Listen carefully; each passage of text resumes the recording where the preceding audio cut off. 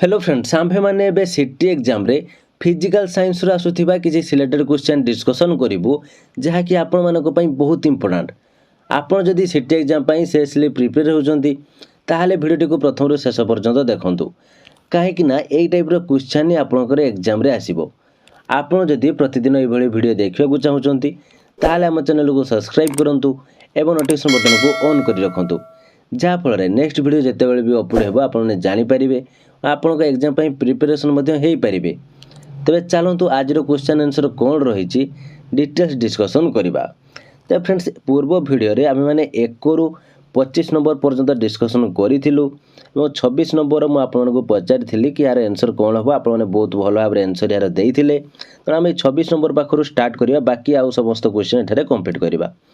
तबे आज रो question first question जहा कि रहिछि कोन देखंतु केउ क्षेत्र रे गैस को तरल अवस्था को परिवर्तन करा जाई पारे उच्च चाप व उच्च तापमात्रा रे उच्च चाप व निम्न तापमात्रा रे निम्न चाप व उच्च तापमात्रा रे निम्न चाप व निम्न तापमात्रा रे।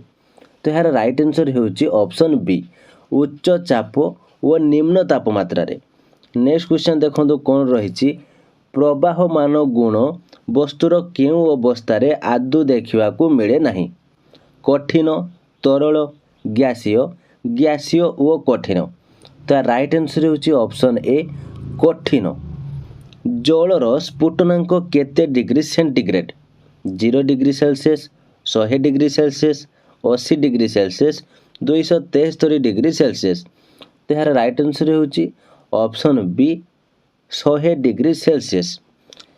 तो स्फुटनांक कौन हिमांक कौन गलनांक कौन ए सबू मु आपन को पूर्व क्लास रे डिस्कशन करैथिले और जणैथिले आपन को। तो आपन यदि से पूर्व क्लास को देखि नाहंती ताले वीडियो रो डिस्क्रिप्शन ले मु तार लिंक देई देछि आपन माने वीडियो देखि सारे परे ताको मध्ये निश्चित भाबरे देखि दियंतु कारण सेठारे बहुत गुडे आमे सिलेक्टेड क्वेश्चन डिस्कशन करथिलु जहा कि आपन मानक पई बहुत इंपोर्टेंट और एग्जाम रे आसिला भलिया ही क्वेश्चन आमे सेतरे डिस्कशन करिचु। तबे देखंतु नेक्स्ट क्वेश्चन हमर एठारे कोन रहिछि जलर तरलीकरण गुप्त ताप केते 80 कैलोरी पर ग्राम 540 कैलोरी पर ग्राम 100 कैलोरी पर ग्राम 0 कैलोरी पर ग्राम। तो यार राइट आंसर होची ऑप्शन बी 540 कैलोरी पर ग्राम। बरफ तरलिले तार आयतन रे की परिवर्तन घटे वृद्धि पाई ह्रास पाई समान रहे प्रथमे ह्रास पाई तापरे वृद्धि पाए। तो ये क्वेश्चन आंसर आप मैंने जानी यार राइट आंसर होची ऑप्शन बी ह्रास पाए। पदार्थर केउ अवस्था रे मुक्त पृष्ठ न थाए कठिन तरल गैसीय तरल और गैसीय। तो यार राइट आंसर होची ऑप्शन सी गैसीय। निम्नलिखित केउ पदार्थटी कठिन नुह निम्नलिखित केउ पदार्थटी कठिन नुहे स्पंज काच रबर बैंड लोहुणी। राइट आंसर होची ऑप्शन डी लोहुणी। 90 डिग्री सेल्सियस रे जलर भौतिक अवस्था कौन बाष्प गैस तरल अर्ध तरल। तार राइट आंसर होची ऑप्शन सी तरल। पदार्थ निम्नलिखित केउ गुण बहन करे वस्तुत थाई स्थान अधिकार करे उपरोक्त उभय कौन सिटी नुहे। तो राइट आंसर होची ऑप्शन सी उपरोक्त उभय पदार्थ वस्तुत थाए एवं स्थान मध्य अधिकार करे। पदार्थर अवस्थार परिवर्तन समय रे केउ भौतिक राशि अपरिवर्तित रहे तापमात्रा वस्तुत्व उभय ए व बी ए बा बी कौन सिटी नुहे। राइट आंसर होची ऑप्शन सी उभय ए व बी। काहार संपीड़न क्षमता अछि काहार संपीड़न क्षमता अछि सीएनजी उद्यान रोषेई घर गैस उपरोक्त समस्त। राइट आंसर होची ऑप्शन डी उपरोक्त समस्त। पित्तल रे उपादान गुड़िकर परिमाण केते जिंक 40% कॉपर 60% जिंक 70% और कॉपर 30% जिंक 30% और कॉपर 70% जिंक 50% और कॉपर 50%। तार राइट आंसर होची ऑप्शन सी जिंक 30% और कॉपर 70%।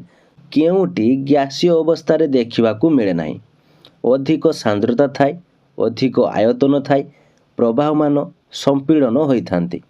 तो यार राइट आंसर होची ऑप्शन ए अधिक सांद्रता थाए। केउ अवस्था पदार्थ को गदा करी रखा जाई पारे नहीं? कठिन, तरल, गैसीय और तरल। राइट आंसर होची ऑप्शन डी गैसीय और तरल। तो फ्रेंड्स आपण मैंने जदि कम समय भितर अधिक प्रिपरेशन होगा चाहूँगी ताहले हमर स्पेशल क्लास रे मध्य जॉइन है निजको प्रिपेयर करि परिबे, जेउथिरे आपनको 70+ लाइव क्लास रो वीडियो ता सहित पीडीएफ स्टडी मटेरियल जहाँकि आपण मैंने अति सहजरे सेठारे बुझी पारिबे। आपण मैंने एग्जाम पाई मध्य बहुत जल्दी निजको प्रिपेयर करि परिबे। अधिक जदि जाने पाई चाहूँगी ताहले दिया जायथिबा व्हाट्सएप नंबर रे जॉइन लेखि मेसेज करंतु। जॉइन लेखि मेसेज करंतु, आमे आपनको डिटेल्स इन्फॉर्मेशन जणी देबा हम क्लास विषय रे।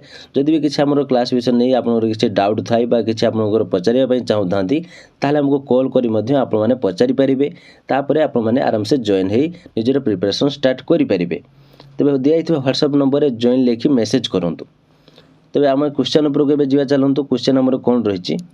निर्दिष्ट चापरे पदार्थर तापमात्रा कमेइले पदार्थ केउ अवस्थारू केउ अवस्था को परिवर्तित हुए? कठिन रु तरल, तरल रु गैसीय, कठिन रु गैसीय, गैसीय रु तरल। राइट आंसर होची ऑप्शन डी गैसीय रु तरल।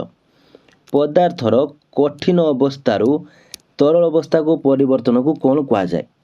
पदार्थर कठिन अवस्थारू तरल अवस्था को परिवर्तन को कौन कहा जाए?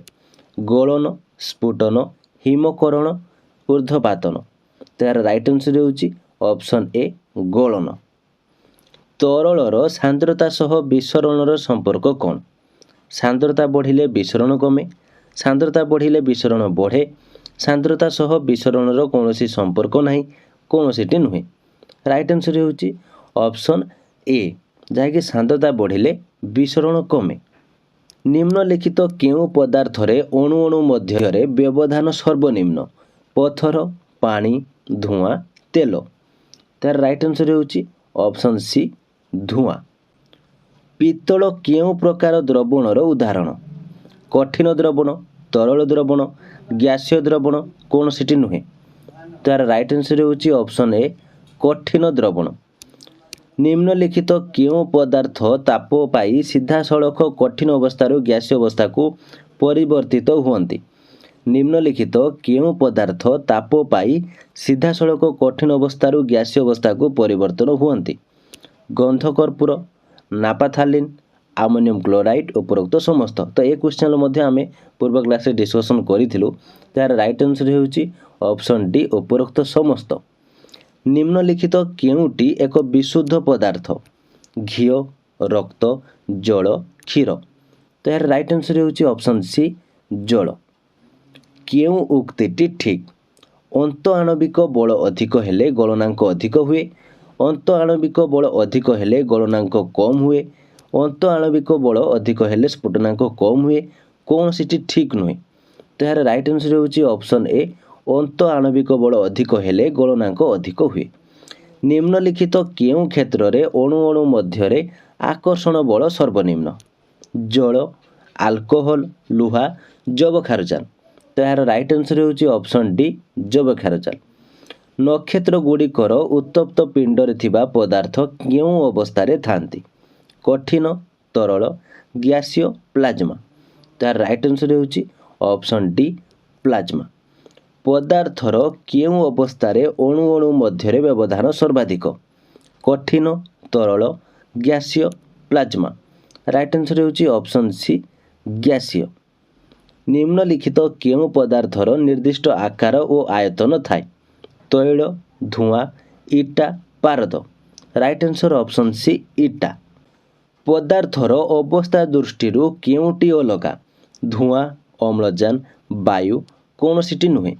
यार राइट आंसर होची ऑप्शन डी कौनसीटी नुहे। निम्नलिखित केउ पदार्थर निर्दिष्ट आयतन मात्र आकार निर्दिष्ट न थाए? क्षीर, बही, धुआं, उपरोक्त समस्त। राइट आंसर होची ऑप्शन ए क्षीर। जेउ तापमात्रा रे जल को शीतल करी बरफ रे परिणत करा जाय ताहा तार गलनांक, हिमांक, स्फुटनांक कौनसीटी नुहे। राइट आंसर ऑप्शन बी हिमांक। तो फ्रेंड्स से समस्त क्वेश्चन आप बहुत इंपोर्टेंट। आपण मैंने भल भाव या बुझंतु कहीं समस्त क्वेश्चन बहुत सिलेक्टेड क्वेश्चन आपंकर एग्जाम प्रायत टाइम आसे। तो ठार मुझे पूर्व क्लास बुझे कि गणनांक हिमांक स्फुटनांक क्या कहुए। तो ठार आपको कहीदे देखो गणनांक हो निर्दिष्ट तापमात्रा एक कठिन पदार्थ वायुमंडलीय चापर तरल परिणत हुए ताकू सही पदार्थर गणनांक कहुए। ठीक अच्छे। हिमांक क्या कहुए हिमांक हो निर्दिष्ट तापमात्रा जल को शीतल कर बरफरे परिणत कराए ताकू जलर हिमांक कहुए। स्फुटनांक क्या कहुए स्फुटनांक हो तापमात्रा तरल गैस रे परिणत हुए ताकू सही तरलर स्फुटनांक कहुए। ठीक अच्छे। तो आपने भल भाव मन रखु क्वेश्चन गुड़ी को आपने बारंबार प्रैक्टिस करूँ जहाँफल आपंकर अति सहजरे मन रही। तो फ्रेंड्स ये थी आज क्लासटी केमी लगे मुझे किसी डाउट थाई कमेंट बॉक्स निश्चित भाव में जनातु। भल लगी लाइक करूँ और आपंकर सांगसाथी जदि सीटी प्रिपेयर होती से शेयर करूँ जहाँफल से निजक एग्जाम प्रिपेरेसन करेंगे। आपण जदि आम चैनल नुआ अच्छा आम चैनल को सब्सक्राइब कर नोटिफिकेशन बटन को ऑन कर रखुँ जहाँफल आम मैंने प्रतिदिन ये चैनल माध्यम सिटी रिलेटेड बहुत बड़े सिलेक्टेड क्वेश्चन डिस्कसन करुचे आपने जानीपारे आपन एग्जाम प्रिपेरेसन हो पारे। तो आज ये थैंक यू।